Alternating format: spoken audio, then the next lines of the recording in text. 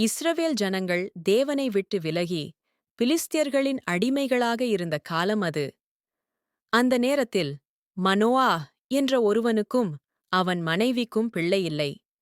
ஒருநாள் தேவனின் தூதன் அந்த பெண்ணிடம் தோன்றினார். அவர் சொன்னார், நீ கர்ப்பம் தரித்து ஒரு மகனைப் பெறுவாய்.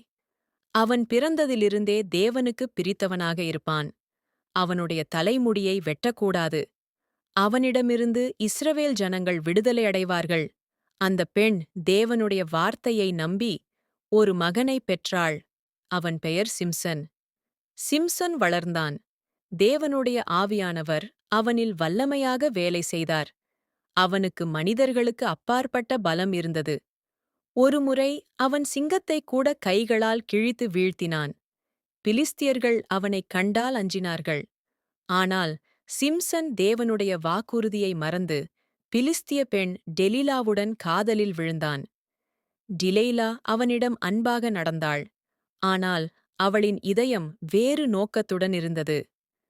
அவளை பிலிஸ்திய அரசர்கள் பணம் கொடுத்து சிம்சன் இன் பலத்தின் ரகசியத்தை தெரிந்து சொல்லும்படி நியமித்திருந்தார்கள். அவள் பலமுறை கேட்டாள், சிம்சன், உன் பலம் எங்கிருந்து வருகிறது? அவன் சிரித்துக் கிண்டலிட்டான்.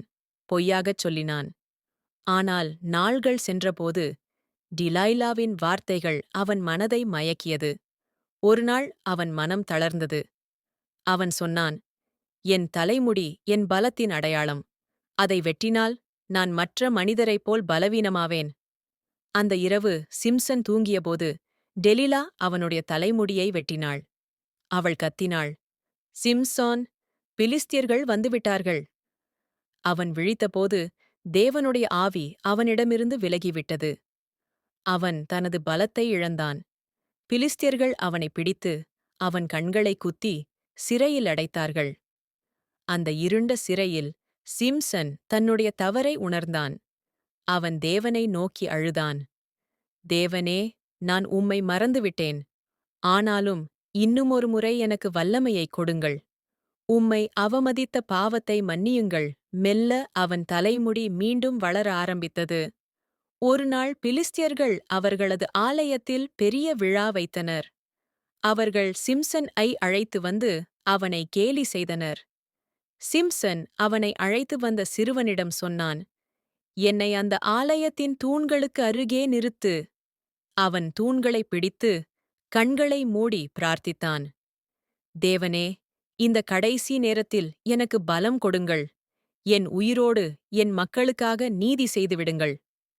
அவன் முழு பலத்துடன் தூண்களைத் தள்ளினான். அந்த ஆலயம் இடிந்து விழுந்தது. சிம்சோன் மரணத்திலே பிலிஸ்தியர்களை அழித்தான். சிம்சோனின் வாழ்க்கை ஒரு பாடம். தேவன் கொடுத்த வரம் எவ்வளவு பெரியதாயினும் அது பணிவும் விசுவாசமும் இல்லாமல் நிலைத்திருக்காது. சிம்சோன் பலத்தில் வல்லவன். ஆனால் இறுதியில் தேவனிடம் திரும்பியபோதுதான் உண்மையான வீரனானான்.